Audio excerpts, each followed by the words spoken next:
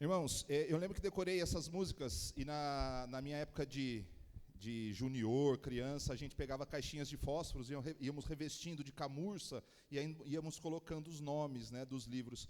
E qual a importância disso? Pastor Kent vai falar um pouquinho para nós. Ok. Boa noite, irmãos. Já deu para perceber que nós estamos fazendo a celebração do Dia da Bíblia?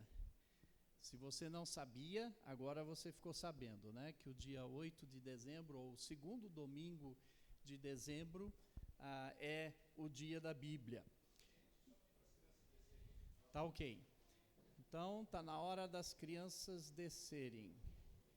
Por lá, não por aqui, pela frente. Isto. Tá ok. Vamos fazer uma coisa um pouco diferente agora. Nós, como é o Dia da Bíblia, vamos fazer alguma coisa mais voltada para a Bíblia, mas também levando em consideração o nosso tema que a gente vem falando sobre conhecendo Deus. Nós vamos falar sobre algumas curiosidades com respeito à Bíblia. Vamos falar um pouco sobre a história da Bíblia, apesar que o vídeo também já mostrou várias coisas, já adiantou várias coisas a respeito da história da Bíblia. E vamos dar 4 conceitos rápidos sobre teologia e depois meditarmos um pouco na palavra. Então, um pouquinho diferente. Parece que mais uma aula hoje do que realmente uma mensagem. Então, primeiro, as curiosidades. Vamos começar com algumas curiosidades a respeito da Bíblia. Primeiro, quanto aos idiomas. Aliás, espero que vocês tenham visto que nós temos uma exposição de Bíblias ali na entrada, né? Se vocês entraram rapidamente, não tiveram tempo de ver, na saída, tome o tempo para ver a exposição de Bíblias. Temos Bíblias em várias línguas, de vários lugares, e várias traduções em português também. Existem 7.097 idiomas no mundo. São muitos idiomas. Alguns são falados por milhões de pessoas e outros são falados por algumas centenas de pessoas. A Bíblia inteira, ela está publicada em 675 idiomas. Menos de 10% dos idiomas tem a Bíblia toda na sua língua. O Novo Testamento se encontra em 1.544 idiomas, então mais algumas línguas a mais, né? E fazendo um total de 2.219 idiomas que possuem pelo menos o Novo Testamento. Então, menos de 1/3 das línguas do mundo possuem pelo menos o Novo Testamento na sua língua. Agora, existem outras línguas que têm porções da Bíblia, só alguns livros ou alguns versículos traduzidos. Existem outras línguas que estão desaparecendo, quase não tem mais ninguém que fala aquelas línguas, mas ainda há uma necessidade de tradução da Bíblia em 1.575 línguas. Há um trabalho gigantesco ainda a ser feito nessa área de tradução da Bíblia. Vocês devem ter visto em algumas revistas, jornais, alguns lugares por aí, listas dos livros mais vendidos, né? Que são, em alguns casos, atualizados toda semana ou todo mês. Essa é uma lista dos livros mais vendidos, assim, pelo menos dos últimos 50 anos. Qual será que é o livro mais vendido do mundo? Não tem nem comparação. A Bíblia. Sempre foi, desde que saiu a impressão, sempre foi o livro mais vendido do mundo. Aliás, mais do que 7 vezes mais do que o segundo colocado. E aí vocês estão vendo a lista aí dos mais vendidos. Enquanto eu estava pesquisando isso, eu vi algumas variações. Então, não é uma coisa assim, não é uma ciência exata, é uma estimativa. Não é uma ciência exata. Mas nós vemos que entre os 10 mais vendidos do mundo, existem 3 livros religiosos. Temos a Bíblia, depois o Alcorão entra em terceiro lugar, Em sétimo lugar, o livro de Mórmon. O primeiro livro que foi impresso, vocês viram ali no vídeo, falou um pouco sobre isso. Quando foi inventado a impressão, o primeiro livro completo que foi impresso foi a Bíblia. Foi uma Bíblia em latim. Isso foi em 1455, na Alemanha. A Bíblia foi o primeiro livro impresso do mundo. Um pouco de história. Chega de curiosidades, vamos entrar um pouco em história. Quanto à autoria e à transmissão da Bíblia, nós vemos que essa Bíblia que nós temos hoje, ela foi escrita durante um espaço de tempo entre 1500 e 1600 anos. Então, foi durante um longo período de tempo que foi escrito por cerca de 40 autores humanos diferentes. Mas nós vamos ver mais tarde que, na verdade, houve um só autor, que é Deus, através do seu Espírito Santo, mas ele usou autores humanos também na confecção da Bíblia. O Antigo Testamento ficou pronto cerca de 400 anos antes da vinda de Jesus. O Novo Testamento ficou pronto por volta do ano 100, depois de Jesus Cristo. Então, isso faz quase 2000 anos que nós temos já a Bíblia completa, Antigo Testamento e Novo Testamento. Durante esse tempo, os manuscritos, como não havia imprensa até o ano de 1455, as Bíblias eram reproduzidas à mão.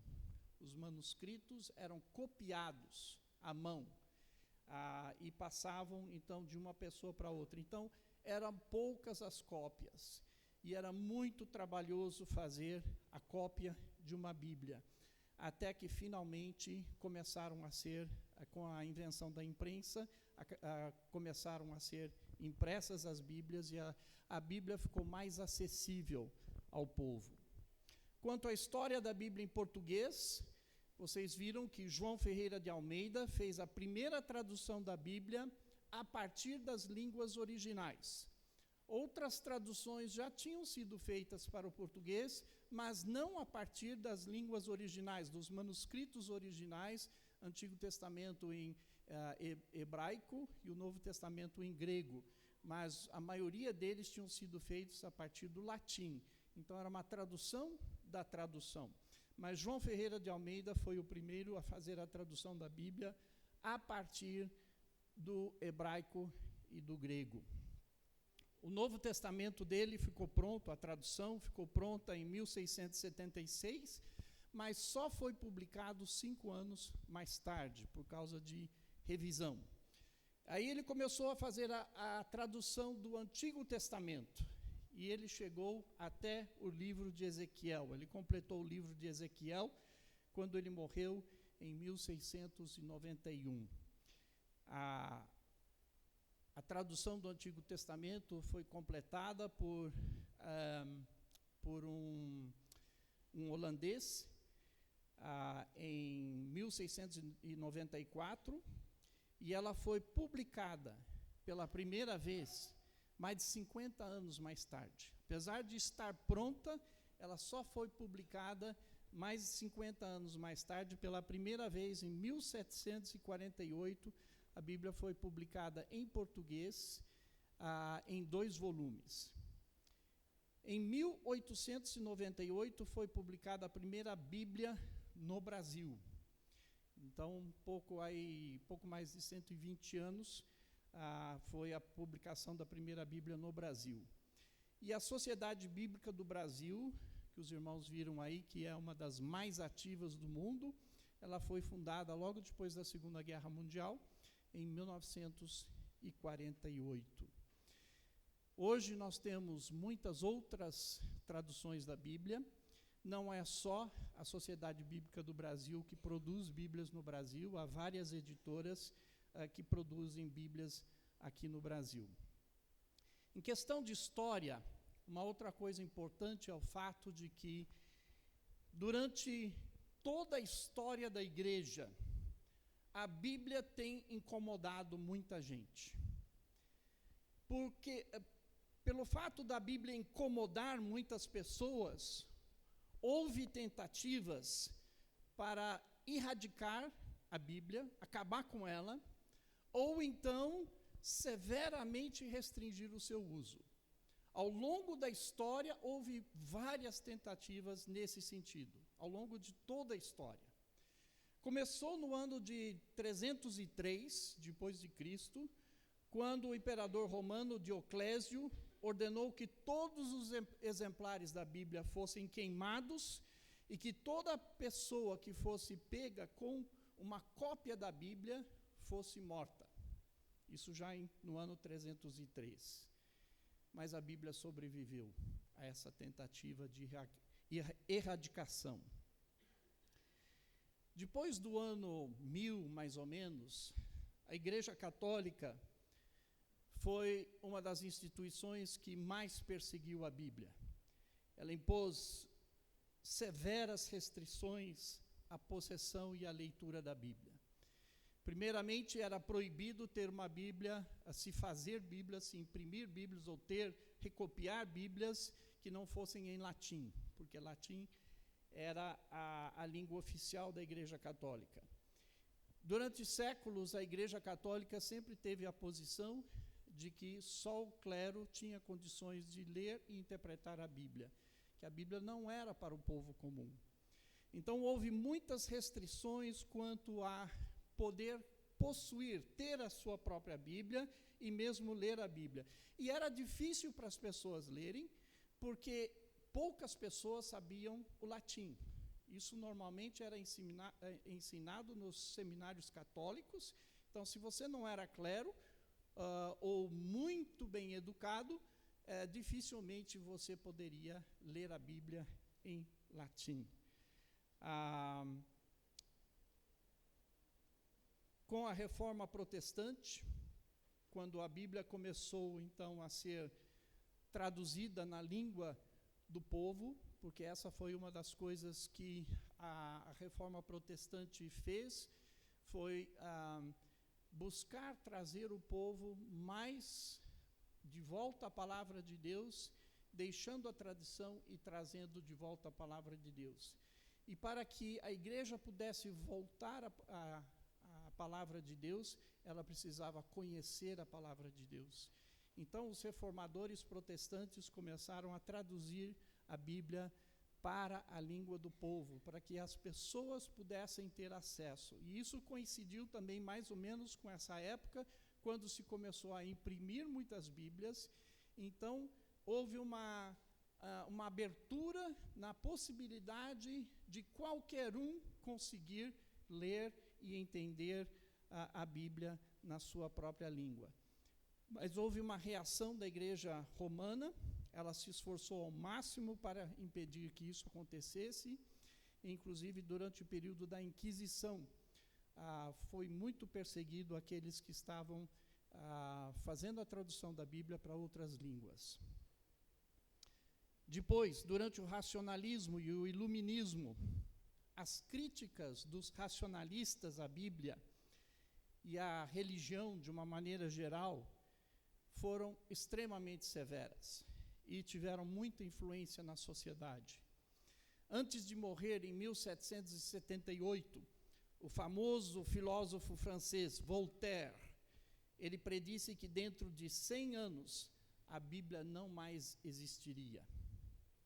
No entanto, poucos anos depois, a sua casa foi comprada por uma sociedade bíblica e as impressoras que ele usava para publicar o seu material, que ele mesmo, Voltaire, produzia, essas impressoras agora foram usadas para publicar Bíblias. 100 anos depois, estava funcionando a todo vapor as imprensas produzindo Bíblias. No século passado, o desafio maior foi o ateísmo. E também o fato de que o comunismo, que também abraçou o ateísmo, começou a crescer mundo afora. Muitos países foram dominados por governos comunistas, e esses governos comunistas perseguiram bastante a Bíblia, a possibilidade de se ter acesso à Bíblia. Tanto é que eu me lembro, quando eu era jovem, um dos heróis da fé da época era o irmão André. Ele era chamado de irmão André.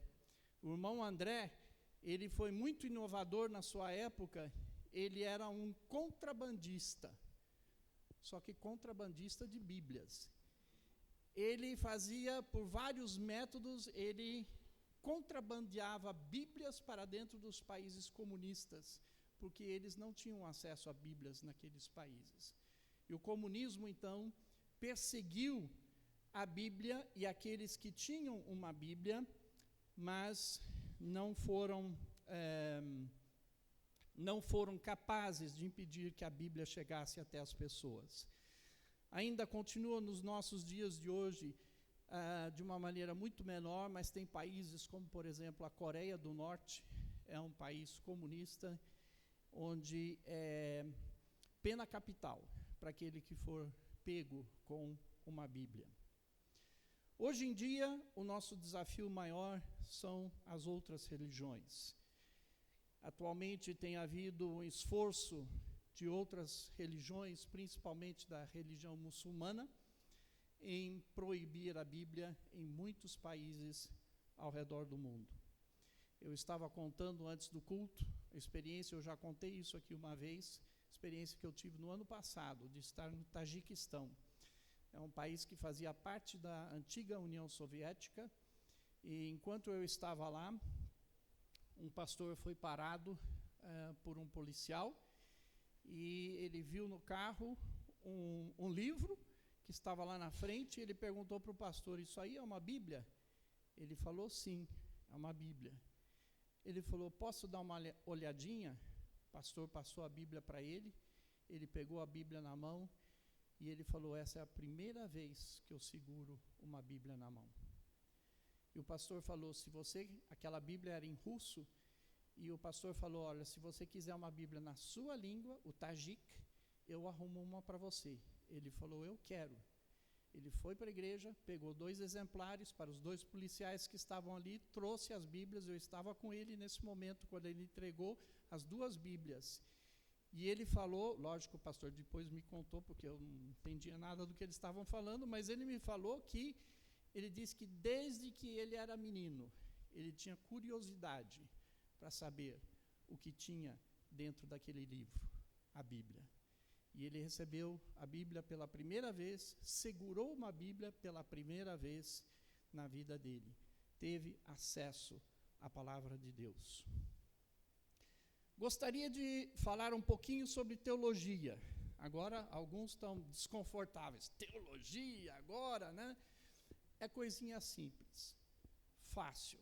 São 4 conceitos que eu gostaria de passar para os irmãos com relação à Bíblia. Primeiramente, é o conceito de revelação. Vocês sabiam que o homem, na sua condição normal, quando eu falo homem, eu estou falando do ser humano. O ser humano, na sua condição normal, natural, é impossível ele conhecer a Deus, é impossível ele ter informações sobre Deus. Ele poderia talvez saber que existe um ser superior, né? Ele sentiria isso, veria por várias evidências, ele saberia pela criação que existe um Criador, mas ele não saberia quem é e como seria esse Criador, esse ser superior. Mas Deus quis se fazer conhecer dos seres humanos, então ele se revelou. Ele tomou a iniciativa de se revelar aos seres humanos. E isso é o que nós chamamos de revelação. Deus se revelou a nós. E na Bíblia nós vemos que Deus se revelou de várias maneiras. Se você começar no Antigo Testamento e ler até o Novo Testamento, você vai ver que ele teve conversas diretas com algumas pessoas. Ele apareceu em sonhos e visões para outras pessoas, ele mandou profetas para falar aquilo que ele queria dizer ao povo. Depois nós vemos que Jesus veio como revelação ou reflexão direta de Deus para nós. Até então, a maior revelação que tinha tido de quem é Deus, poderíamos ver Deus em Jesus. E depois nós temos também a revelação escrita. Porque com todo esse passar do tempo, as coisas foram sendo escritas, guiadas por Deus, e Deus se revelou de uma forma que houvesse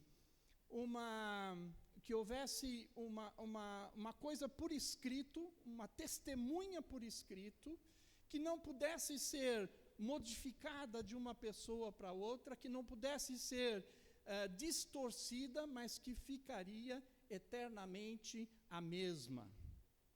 A sua revelação escrita, que é a palavra de Deus.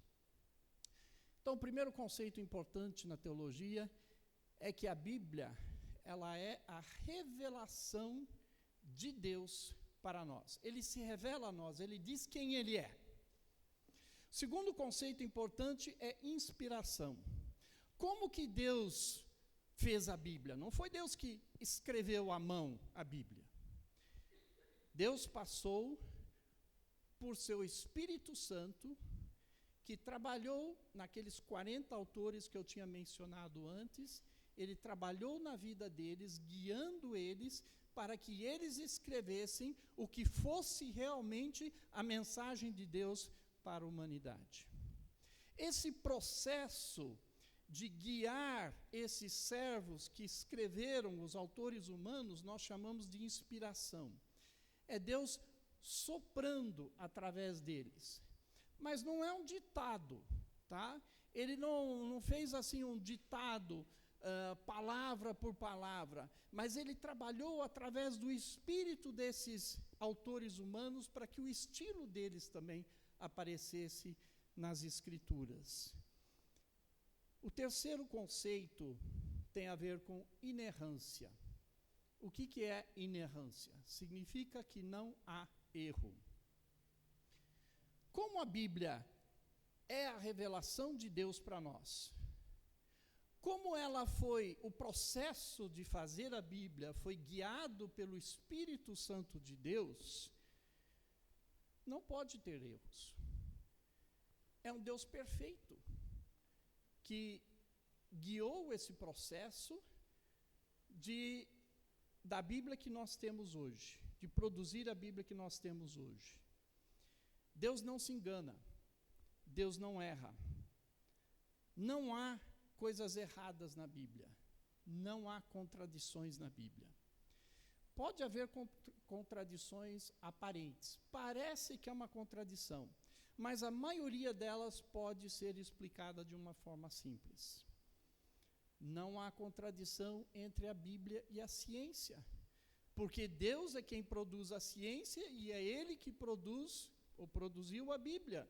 Portanto, não existe contradição entre os dois, como os dois têm a sua fonte em Deus.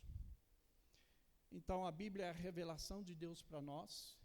Ela foi inspirada pelo Espírito Santo de Deus. A Bíblia não contém erros. E o quarto conceito é a autoridade. Se isso vem de Deus, se foi inspirada pelo seu Espírito Santo, se não tem erros, ela é a autoridade de Deus para a nossa vida. Ela é confiável e ela tem autoridade sobre as nossas vidas quanto à fé e à prática. Podemos confiar na palavra de Deus. A última parte agora que eu gostaria de fazer é uma reflexão agora sobre o Salmo 119. O que é que você sabe sobre o Salmo 119? Pode falar. O que vem à mente? Primeira coisa que vem à mente. É o salmo mais longo da Bíblia. Nossa, justamente sobre esse salmo agora nós vamos fazer uma reflexão e nós não vamos sair daqui hoje. Não é bem assim. É o capítulo mais longo da Bíblia, tem 176 versículos. Na verdade, esse salmo é um salmo muito interessante. Eu gostaria de ter tempo de entrar em profundidade nisso, mas nós não temos esse tempo. É um poema hebraico, muito intrigante. Vocês precisam vir na escola teológica, onde a gente fala mais sobre essas coisas. É muito interessante, realmente, como é construído esse poema hebraico, o Salmo 119. O tema do capítulo é a palavra de Deus. Durante o capítulo são usados 11 sinônimos para se referir à palavra de Deus. Então, para não ficar repetindo palavra de Deus, toda hora, usa-se 11 sinônimos diferentes e quase todos os versículos, os 176 versículos do Salmo 119, contém pelo menos um desses sinônimos.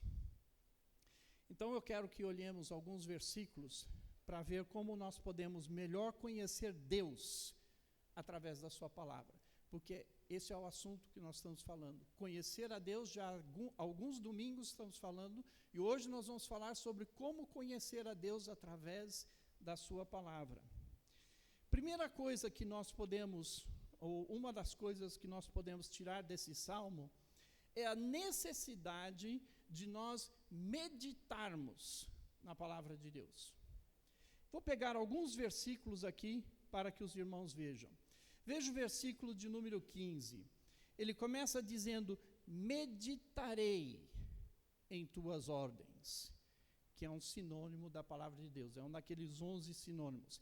E refletirei sobre os teus caminhos, outro sinônimo. Eu não vou ficar repetindo o sinônimo toda vez aqui em todos os versículos, senão a gente não termina. Mas está marcado aí nos versículos, os irmãos vão ver quais são os sinônimos. Mas veja que ele está dizendo que a palavra de Deus, ela não é somente para ser lida, ela não é para ser usada como se ela fosse algum talismã. Vocês já entraram em casas onde a gente encontra a Bíblia aberta, geralmente em um salmo favorito, né? E está aberto ali para espantar demônio, ou para trazer bons ares para casa, ou alguma coisa assim. A Bíblia usada como talismã. A Bíblia não foi feita para isso. Ela não é só para ser lida ou usada como talismã, ela é para ser refletida, meditada, pensada. Devemos passar tempo meditando no que acabamos de ler, qual é o significado daquilo, como isso se aplica na nossa vida. Isso exige reflexão. Nos versículos 97 a 99, nós lemos: como eu amo a tua lei, penso nela o dia todo. Será que nós pensamos o dia todo na palavra de Deus como salmista? Versículo 98, teus mandamentos me fazem mais sábio que os meus inimigos, pois sempre me guiam. Sim, tenho mais prudência que meus mestres, pois vivo a meditar em teus preceitos. Pensando, meditando, refletindo. Versículo 148 diz: desperto de madrugada para refletir em tuas palavras. Esses versículos nos ensinam que a meditação da palavra de Deus nos torna sábio e nos dá prudência.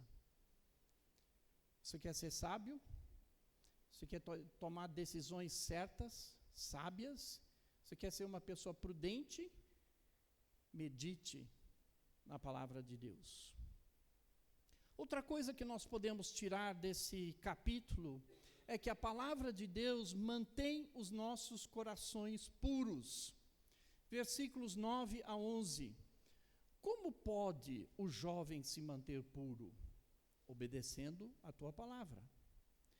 De todo o meu coração te busquei, não permitas que eu me desvie de teus mandamentos. Guardei a tua palavra em meu coração, para não pecar contra ti. Como é que nós podemos, então, nos manter puros, vivendo uma vida santa? De acordo com o salmista, é vivendo de acordo com a palavra de Deus. Isso envolve, de acordo com os versículos que nós lemos, envolve buscá-lo de todo o nosso coração. Quando nós chegamos à palavra de Deus, à leitura da palavra de Deus, devemos ir à palavra de Deus buscando conhecer a Deus, buscando conhecê-lo de todo o nosso coração, através da palavra dele. Tem que haver um desejo ardente de conhecê-lo. E uma vez que nós temos essa palavra, de memorizá-la, de guardá-la, guardar os preceitos dela, aprendermos os preceitos e colocar tudo isso bem no nosso íntimo. Outra verdade que nós podemos tirar do capítulo: o Senhor nos ensina através da sua palavra. Vários versículos falam sobre isso. Escolhi alguns aqui, versículos 33 e 34. Ensina-me teus decretos, ó Senhor, e eu os guardarei até o fim. Dá-me entendimento e obedecerei a tua lei. De todo o coração a porei em prática. O salmista está pedindo que Deus o ensine através da sua palavra. Ele chega à palavra para ler a palavra, para meditar na palavra, pedindo para que Deus o ensine. Sabe de uma coisa?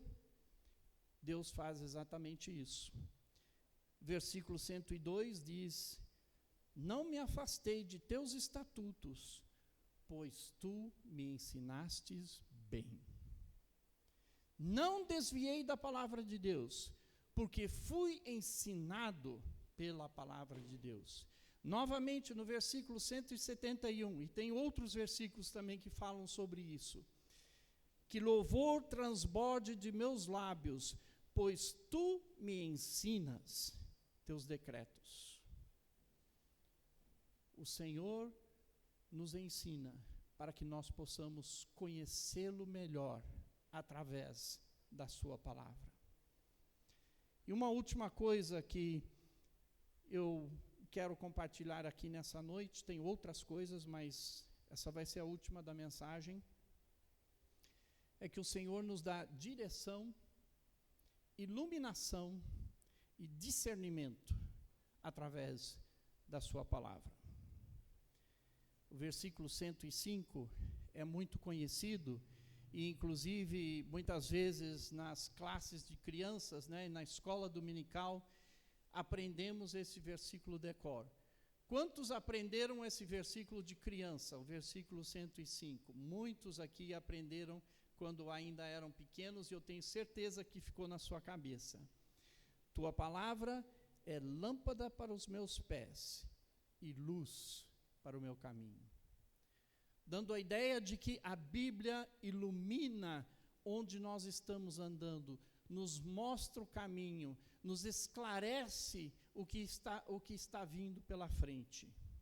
E o versículo 130 diz: o ensinamento de tua palavra esclarece, e até os ingênuos entendem.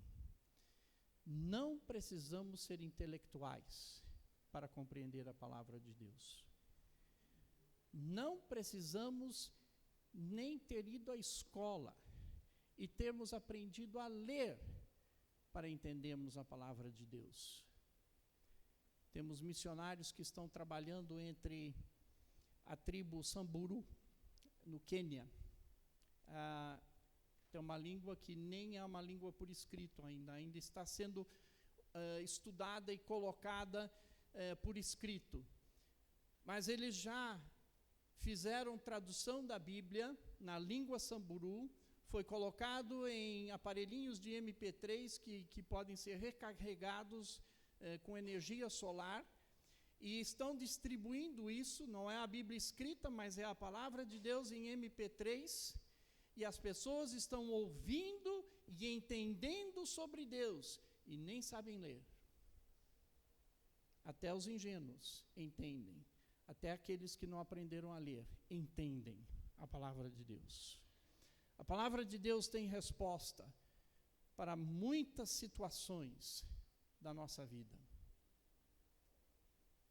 Quando a Bíblia dá orientações claras quanto à vontade de Deus, nem é necessário a gente ir orar e pedir para Deus, porque a palavra de Deus já tem a resposta.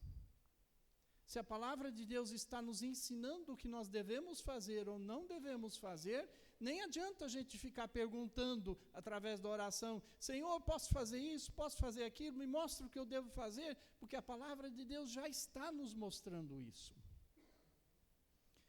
Conhecendo a Deus através de sua palavra. Vamos terminar refletindo em algumas coisas. Uma pergunta: como está a sua leitura da palavra de Deus? Você está lendo com frequência, diariamente, a palavra de Deus? Eu sei, nós vivemos uma vida corrida, às vezes não dá tempo e tudo. Precisamos fazer um tempo certo, onde separamos para a leitura da palavra de Deus. Gostaria de dar algumas dicas sobre como poder fazer disso um hábito na sua vida. Muitas pessoas dizem: pastor, eu começo a ler, mas eu paro porque é muito difícil, eu não entendo o que a Bíblia está falando, é muito difícil. Quando eu pergunto sobre que Bíblia estão usando, que versão, que tradução da Bíblia estão usando, e começamos a falar sobre isso, eu vejo que muitas vezes o problema está na tradução que você está usando. Sabe o que acontece? A gente vai na livraria evangélica para comprar uma Bíblia, e muitas pessoas compram pela capa. Se a capa é bonita, né? Tem alguma coisa bonita, essa aqui é de couro, tal, essa vai. Que tradução é essa? Não sei. Não sei que tradução que é. Outros vão pelo preço. Qual a Bíblia mais barata que tem aí? Essa aqui, então é essa que eu vou levar. Deixa eu falar uma coisa para você. Sabe por que essa Bíblia é mais barata? Porque ela não tem direitos autorais. É daquelas primeiras Bíblias que João Ferreira de Almeida traduziu lá 200 anos atrás, e que já estão no domínio público e que podem ser produzidas e vendidas baratinhas. Mas quando você vai ler, o palavreado é de 100 anos atrás, é de 150 anos atrás. É a Bíblia, a palavra de Deus, não tem nenhum problema com ela, só que as palavras são difíceis. Se você tem dificuldade de entender as palavras da Bíblia, compre uma Bíblia que tenha uma tradução mais atual, com uma linguagem mais moderna, para que você possa entender. Tá? Outra coisa, outra dica: use um plano de leitura sistemática da palavra de Deus. Faça uma coisa disciplinada, sistemática, assim você vai entrando no negócio. É igual fazer exercício. Você tem que entrar numa rotina. Para fazer exercício, continuar fazendo exercício, tem que entrar numa rotina. Outra coisa que eu tenho achado muito proveitoso para mim, quando eu leio a Bíblia em uma versão, quando eu vou reler a Bíblia, e eu já li várias vezes, eu procuro ler em outra versão. Irmãos, é interessante, porque às vezes, lendo em outra tradução, alguma coisa salta aos seus olhos, você entende alguma coisa que você já leu aquele versículo tantas e tantas vezes, mas você nunca pegou aquela ideia. E às vezes, lendo em outra tradução, isso nos ajuda a entender melhor a palavra de Deus. Então, você está lendo a palavra de Deus? Comece a lê-la, se você não está. Segundo lugar, uma vez que você faz a leitura, medite na palavra de Deus. Pense. naquilo que você leu. Coloque em prática na sua vida. Terceiro lugar, permita-se ser ensinado e direcionado pela palavra de Deus. Faça como o salmista, ensina-me. Permita-se ser ensinado, direcionado pela palavra de Deus. Em quarto lugar, conheça melhor a Deus através da sua palavra. Irmãos, a Bíblia, ela não é para ser adorada. Ela não deve ser um ídolo na nossa vida. A Bíblia é um instrumento que Deus usa para falar conosco. A adoração não é nela mesma, mas é no Deus que se revelou através da Bíblia. A sua palavra está aqui como um instrumento para que nós possamos conhecê-lo melhor. Vamos orar. Senhor, nesta noite nós te agradecemos porque tem sobrevivido a Bíblia, apesar de todos os ataques, a Bíblia tem sobrevivido e ela está cada vez mais dispersa no mundo e mais acessível a cada vez mais pessoas. Mas não basta a presença física da Bíblia. Precisamos ler a tua palavra, entender a tua palavra, sermos transformados pela tua palavra, conhecê-lo melhor como nosso Deus através da tua palavra. Então, Senhor, eu peço que o Senhor use a tua palavra para nos transformar a cada um de nós. Em nome de Jesus eu oro. Amém.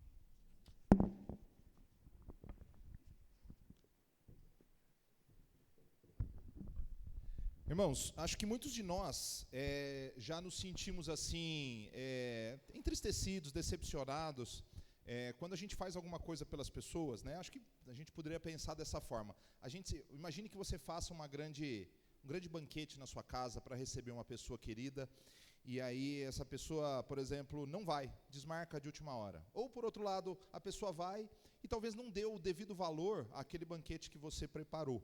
Eu acho que todos nós já nos sentimos de alguma forma, tipo assim, decepcionados com a reação das pessoas. Acho que todos nós já sentimos. O que nós não percebemos é quando nós fazemos isso. E eu sempre procuro tirar uma lição daquilo que a gente ouve. E uma lição que eu tenho aprendido durante esse culto é justamente o seguinte: se nós tivéssemos noção do sacrifício de homens e mulheres que Deus usou para que a palavra de Deus chegasse até nós, talvez nós veríamos o texto sagrado com o valor que ele merece. Então, que saiamos daqui com essa lição, né, que Deus usou homens e mulheres na história para que a palavra chegasse até nós. E não somente isso, tem usado homens e mulheres para ensinar a palavra de Deus a cada um de nós, e em todos os cantos, né? Esta semana eu estava vendo algumas fotos antigas, e eu estava lembrando dos meus professores. Então eu queria agradecer a Deus por cada um deles, por cada pessoa que passou na minha vida, e que você reconheça que Deus tem usado homens e mulheres para ensinar a palavra do Senhor, não somente para transmitir de geração a geração, mas também para nos ensinar hoje, de maneira cantada, de maneira encenada. Então que o Senhor possa realmente nos chacoalhar hoje, para voltarmos os nossos olhos para a palavra do Senhor. Vamos ficar em pé, vamos chamar aqui o grupo à frente, nós vamos continuar louvando ao Senhor.